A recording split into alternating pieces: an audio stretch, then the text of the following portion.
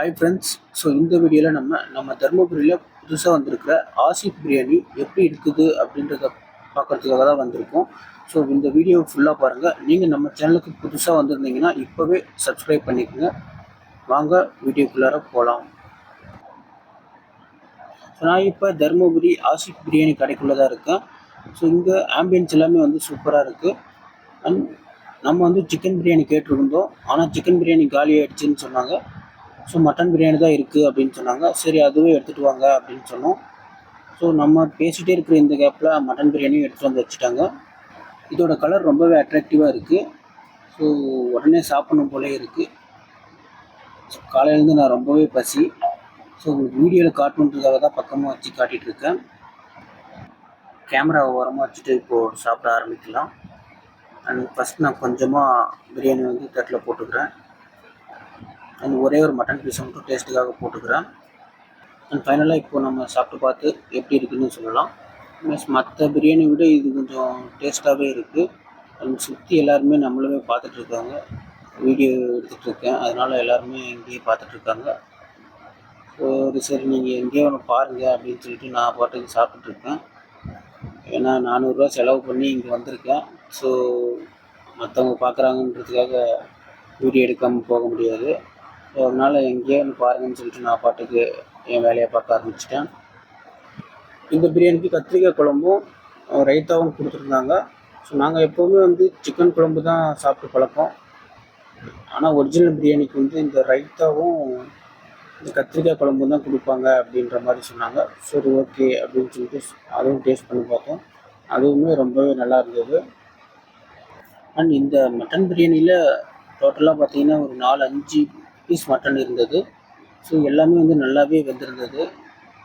இந்த raita plus mutton எல்லாத்தையும் சேர்த்து வச்சு சாப்பிட்ருந்தேன். ரொம்பவே டேஸ்ட்டாக இருந்தது.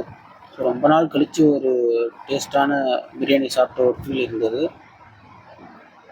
ஸோ லைஃப்பில் எவ்வளோ தான் பிரச்சனை இருந்தாலும் நமக்கு பிடிச்ச ஒரு சாப்பாட்டை வாரத்துக்கு ஒரு டைம் சாப்பிடும்போது எதுவுமே நமக்கு வந்து ஞாபகமே வராது.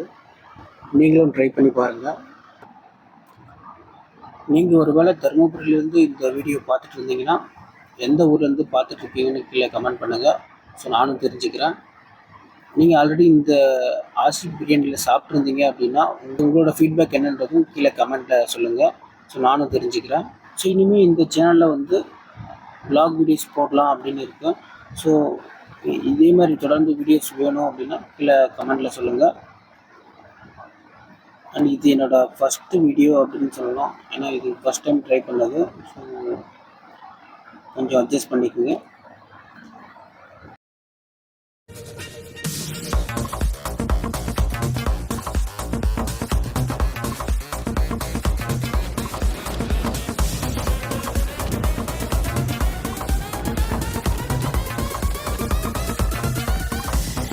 ஒரு வழியாக சாப்பிட்டு முடிச்சாச்சு.